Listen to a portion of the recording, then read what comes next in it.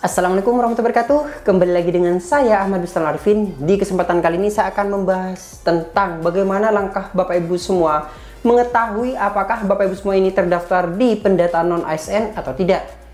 Nah, apa mas tujuannya? Perlu Bapak Ibu semua ketahui nih, untuk pendaftaran seleksi P3K tahun 2024 ini terbagi menjadi dua kategori, di mana kategori yang pertama untuk tiga sasaran, yang kedua adalah untuk satu sasaran. Apa saja sudah saya bahas di kesempatan sebelumnya, termasuk kategorinya. Yang pertama adalah yang didahulukan adalah untuk pendataan yang masuk di dalam database BKN. Seperti apa langkah ngeceknya, kita langsung bahas di sini. Sebelum kita ke pembahasan, coba absen terlebih dahulu dari kabupaten kota mana saja Bapak Ibu semua berasal di kolom komentar di bawah ini. Contoh saja Situbondo hadir mas, Surabaya hadir mas, Bandung hadir mas, Papua hadir mas, di kolom komentar di bawah ini. Langsung saja kita pada pembahasan Bapak Ibu semua.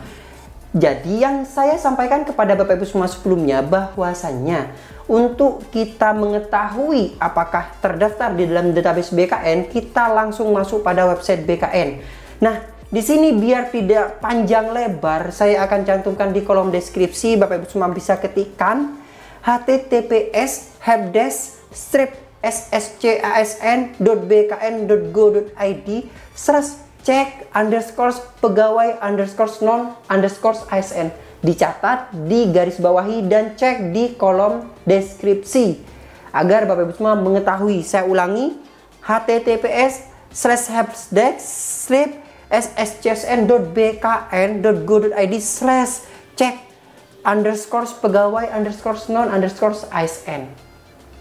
Nah, setelah itu kita langsung klik enter dan nanti akan ditujukan pada halaman yang akan tertampil seperti berikut ini. Jadi di sini ada informasi bahwasanya pengecekan data pegawai non ASN, di mana kita nantinya diminta untuk mengisi nama lengkap, kemudian nomor induk kependudukan atau NIK kita, instansi yang mendata, tempat lahir, tanggal lahir, dan kode keamanan yang di sini. Kemudian kita klik submit. Nah, kita bahas satu persatu. Nama lengkap tentunya sesuai dengan yang di KTP, karena satu data kan sekarang Bapak Ibu semua sesuai dengan yang di Dukcapil. Jadi kita isikan sesuai dengan nama lengkap yang ada di KTP. Coba kita masukkan. Dan juga mungkin tidak benar atau salah, pastikan data Bapak Ibu semua yang didaftarkan kemarin itu juga benar tentunya. Namanya jangan ada spasi, maksudnya jangan ada embel-embel titik atau apapun. Intinya persiskan dengan yang ada di KTP Bapak Ibu semua atau ketika Bapak Ibu semua mendaftar di SSCSN kemarin. Itu kuncinya. Kita coba contohkan saja, kita masukkan. Untuk NIK atau nomor induk kependudukan, di sini Bapak Ibu semua menyesuaikan dengan nomor induk Bapak Ibu semua yang ada di KTP. Nomor identitas kependudukan Bapak Ibu semua ketikkan yang 16 angka tersebut. Dan tentunya perhatikan, misalnya nanti tidak benar, perhatikan apakah Bapak Ibu semua mengetikkan ada spasinya atau mungkin ada karakter yang tidak didukung. Dipastikan benar. Jadi kita ketikkan coba. Nah, sebelum kita masuk pada instansi yang mendata, mungkin Bapak Ibu semua ingin mensubscribe channel ini, silahkan subscribe channel ini, aktifkan notifikasinya. Dan jangan lupa untuk berkomentar di kolom komentar, tinggalkan jejak Bapak Ibu semua. Kita lanjut pada instansi yang mendata. Instansi yang mendata dalam hal ini adalah di mana tempat Bapak Ibu semua kemarin melakukan sebuah pendataan. Contoh saja, misalnya didata oleh Pemprov Jatim, maka di sini diisikan pemerintah Provinsi Jawa Timur. Atau mungkin yang mendata Bapak Ibu semua atau pendataan Bapak Ibu semua kemarin ikut di Kabupaten Bondowoso, maka isikan pemerintah Kabupaten Bondowoso. Atau Bapak Ibu semua mengikuti di tempat mana saja, intinya kita ketikkan di sini sesuai dengan pendataan ketika kita mengikuti pendataan non ASN kemarin. Saya contohkan pemerintah Provinsi Jawa Timur. Kemudian kita isikan juga tempat lahir kita. Kalau tempat lahir ini sepertinya kita memilih. Kita ketikkan misalnya Bondowoso, kita ini memilih. Contoh saja Bondowoso. Nah, ini Bapak Ibu semua kita ada pilihannya.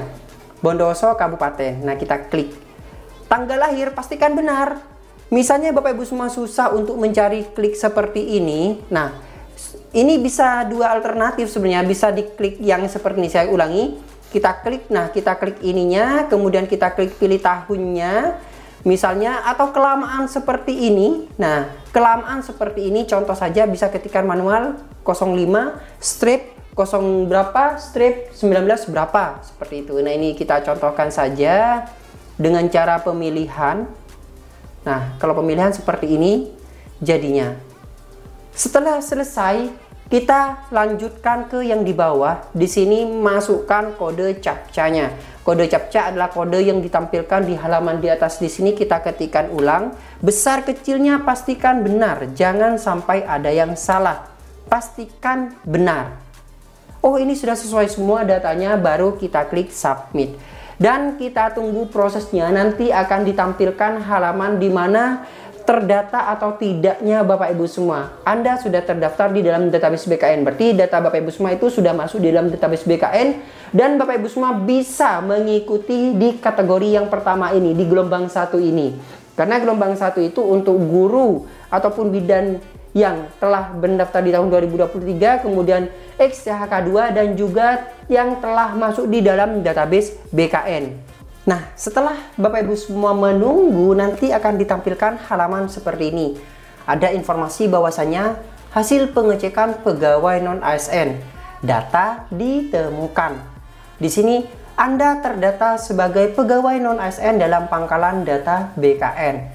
Di sini ada NIK-nya, jenis kelamin, instansi yang mendata, nama lengkap, tanggal lahir, dan juga status. Di sini ada informasi bahwasanya terdata pada pendataan non-ASN tahun 2022. Kalau sudah seperti ini, tandanya Bapak Ibu semua sudah terdata di dalam database BKN. Dan Bapak Ibu semua bisa mengikuti di pendaftaran yang pertama ini, di kategori pertama. Mas, siapa saja sih yang bisa atau yang masuk dalam kategori yang pertama ini? Mungkin Bapak Ibu semua masih belum melihat video saya sebelumnya. Coba kita bahas lagi, intinya jangan di skip video ini. Coba kita bahas. Di sini saya berikan informasi kepada Bapak Ibu semua edaran dari BKN yang dengan nomor 6610 BKS 0401 2024 yang ke tanggal 27 September tahun 2024. Siapa saja sih? Nah, di sini ada informasi pada poin yang pertama, di mana seleksi pengadaan P3K tahun anggaran 2024 didasarkan pada keputusan Menpan RB nomor 347, 348, 349 tahun 2024 tentang mekanisme seleksi pegawai pemerintah dengan perjanjian kerja tahun anggaran 2024. Mekanisme seleksi pegawai pemerintah dengan perjanjian kerja atau yang kita sebut dengan P3K untuk jabatan fungsional guru di instansi daerah tahun anggaran 2024 dan mekanisme seleksi pegawai pemerintah dengan perjanjian kerja untuk jabatan fungsional kesehatan tahun anggaran 2024, jabatan fungsional kesehatan tahun anggaran 2024 dengan prioritas kelulusan secara berurutan diberlakukan bagi. Yang pertama ada yang diprioritaskan pelamar prioritas, di mana pelamar prioritas guru dan D4 bidan tahun 2024, ex-THK 2 tahun atau ex-THK 2 ini adalah yang masuk di dalam database BKN lebih lama lagi dari non-ASN.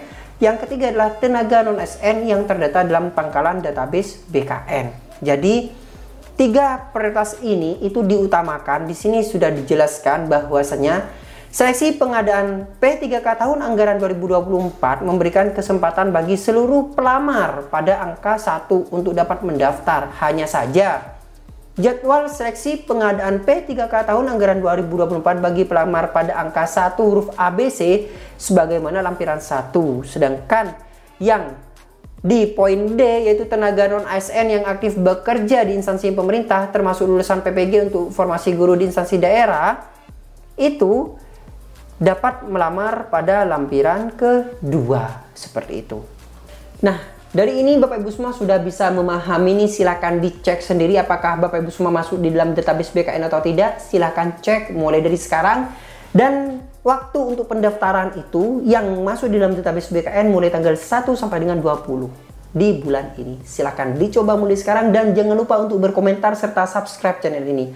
Wassalamualaikum warahmatullahi wabarakatuh.